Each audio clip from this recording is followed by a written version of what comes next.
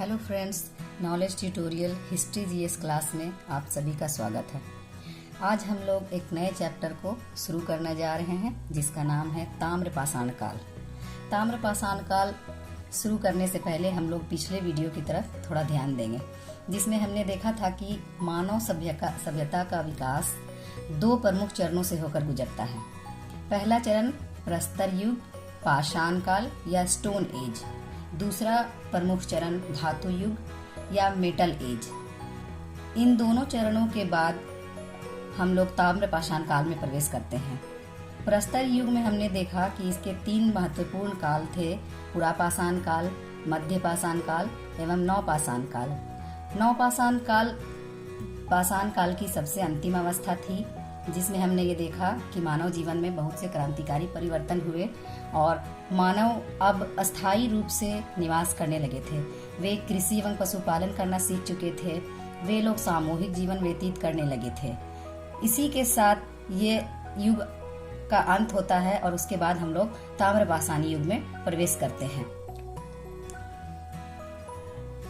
तो आइए हम लोग ताम्रपाषाण काल का संपूर्ण अध्ययन करेंगे। ताम्रपाषाण काल को चैल्कोलिथिक एज के नाम से भी जाना जाता है। कहीं कहीं इसे कैल्कोलिथिक एज कहा जाता है, जिसका समय 2800 से 700 ईस्वी पूर्व माना गया है।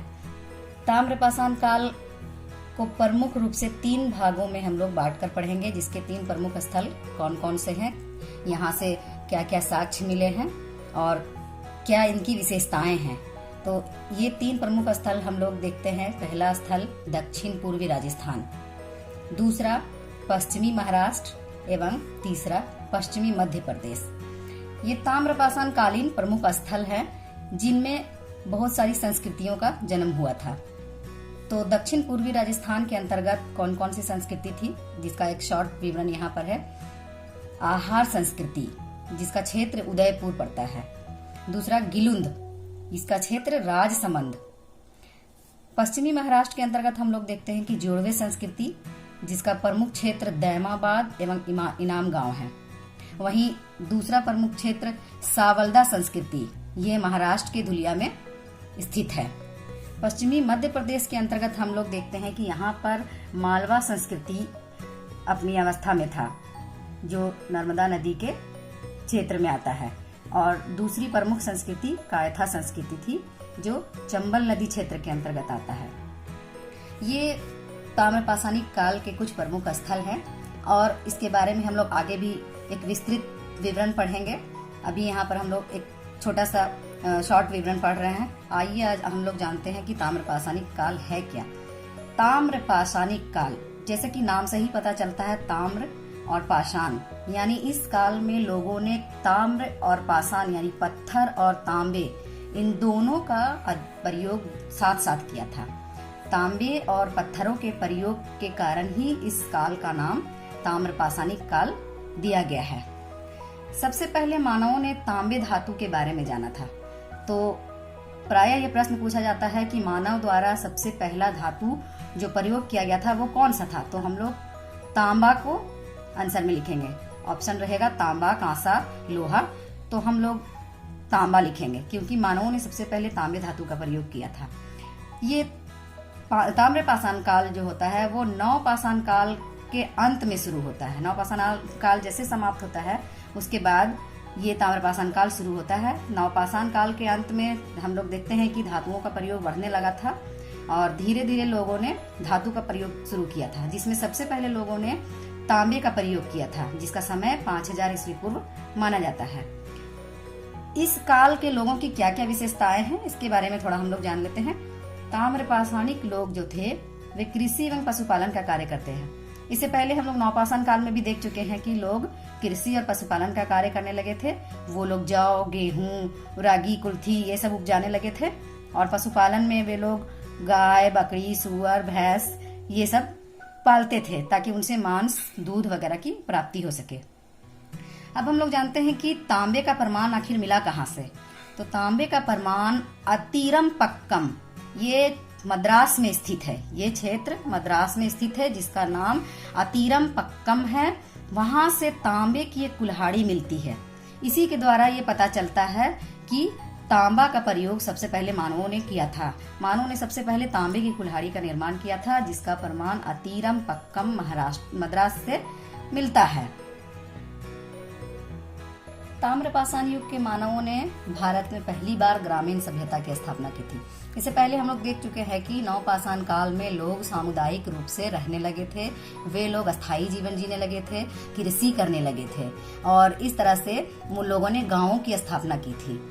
तो हम लोग ताम्रपाषाण काल में देखते हैं कि लोगों ने ग्रामीण सभ्यता का विकास किया। यहाँ पे लोग ग्रामीण सभ्यता को स्थापित किए। हालांकि इसके कुछ नगर जो थे उसमें नगरीकरण की प्रक्रिया आरंभ हो चुकी थी, यानी ये ग्रामीण स्तर से उठकर थोड़ा नगरीकरण की ओर अग्रसर हो चुके थे।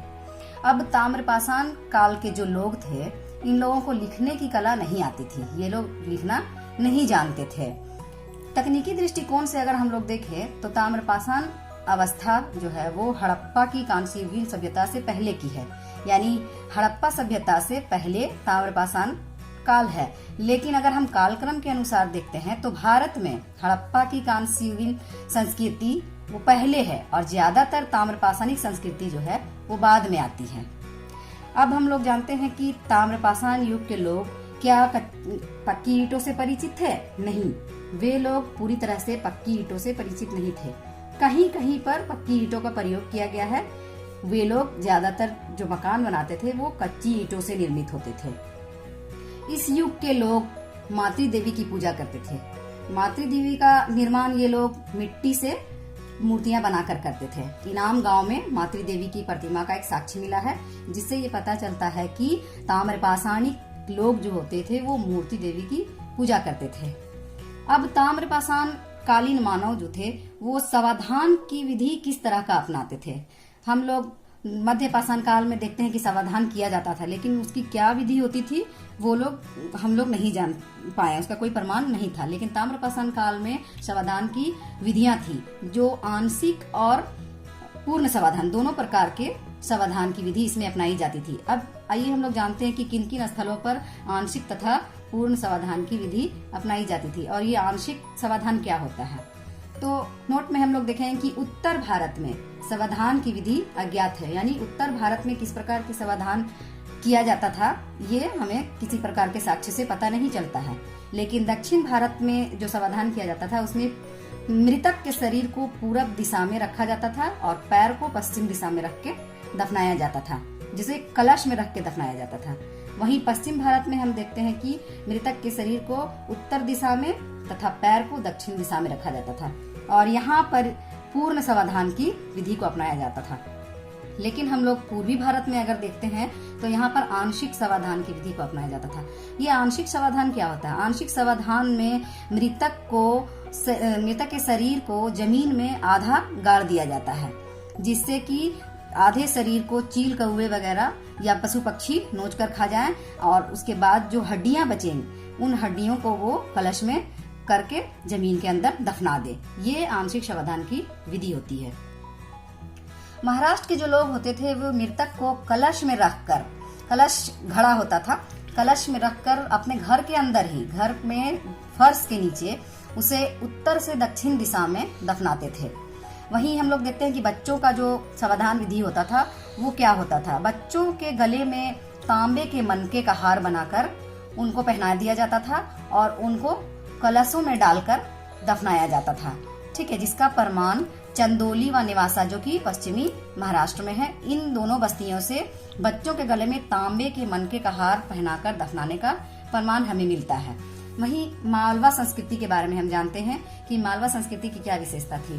तो मालवा संस्कृति की विशेषता थी कि यहाँ के जो मृदभांड थे, मृदभांड से अभिप्राय मिट्टी के बर्तन, ये मृदभांड पूरे ताम्रपाषाण काल के जो मृदभांड थे उन सभी मृदभांडों में उत्कृष्टतम माना गया है। इसमें लाल काले मृदभांड, चित्रित धूसर मृदभांड, ये सारे मृदभांड आते हैं जिसका हम अलग से नए वीडियो में अध्ययन करेंगे।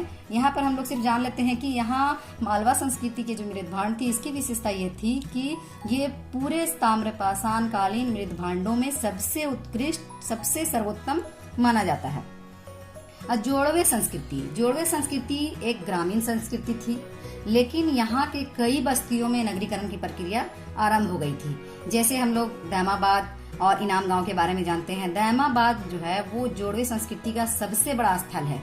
ये इसका दायमाबाद जोड़वे संस्कृति के लिए बहुत ही विस्तृत अवस्था में फैला हुआ था। इसका फैलाव बहुत अधिक था। यहाँ के लोग जो थे वो सर्वप्रथम चित्रित मृत भांडों का प्रयोग करते थे। इन्हीं लोगों ने, जोड़वे संस्कृति के लोगों ने सबसे पहले मृत भांडों में चित्रांकन करना शुरू किया था। जिन मृत भांडों में लाल एवं काले मृत भांड सबसे प्रमुख थे।